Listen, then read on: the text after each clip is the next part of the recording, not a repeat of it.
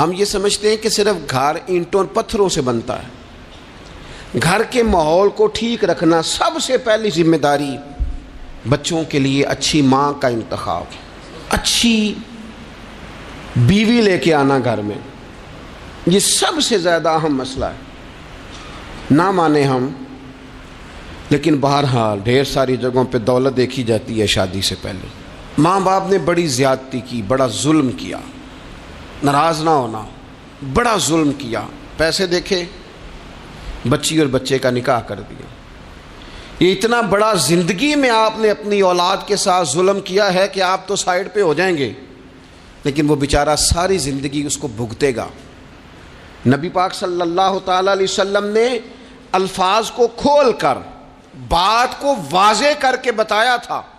ایک تو ہوتا ہے نا کہ آپ کو کسی تشریح میں جانا پڑے، حضور نے بالکل کھول کے فرمایا کہ عورتوں سے محض ان کی خوبصورتی کی وجہ سے شادی نہ کرنا، اس لیے کہ خوبصورتی ان کو ہلاکت میں ڈال دے گی، اور فرمایا محض ان کے مال کی وجہ سے شادی نہ کرنا، مال ان کو سرکش بنا دے گا۔ یا رسول اللہ صلی اللہ تعالی علیہ وسلم پھر کیا کریں؟ تو محبوب فرمانے لگے ان کی دین داری کی وجہ سے ان سے شادی کرنا۔ اور یہ ابن ماجہ میں لفظ موجود ہیں، اللہ کے محبوب علیہ الصلوۃ والسلام فرمانے لگے کان میں سوراخ والی کالے رنگ کی باندی اگر دیندار ہو تو تمہارے لیے بڑی بہتر ہے۔ باندی ہو، رنگ سیاہ ہو، کان میں سوراخ ہو، اس سے نکاح کر لینا، شرط یہ ہے کہ دیندار ہو۔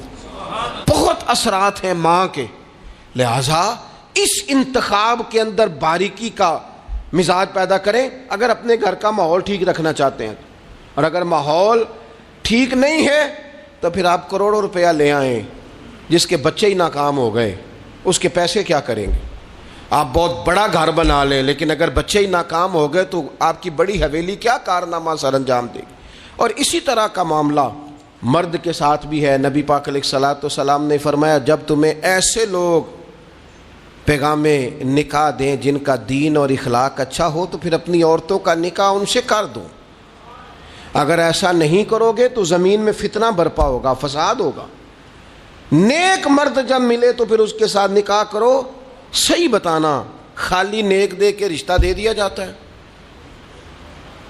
نیک ہے، دیندار ہے، اچھے اخلاق والا ہے، خالی تقویٰ دے کے لوگ رشتہ دیتے ہیں؟ بڑا کچھ دیکھا جاتا ہے، بڑا پس منظر دیا تو تنخواہ تھوڑی ہو تو کہتے ہیں کماتا ہی کچھ نہیں۔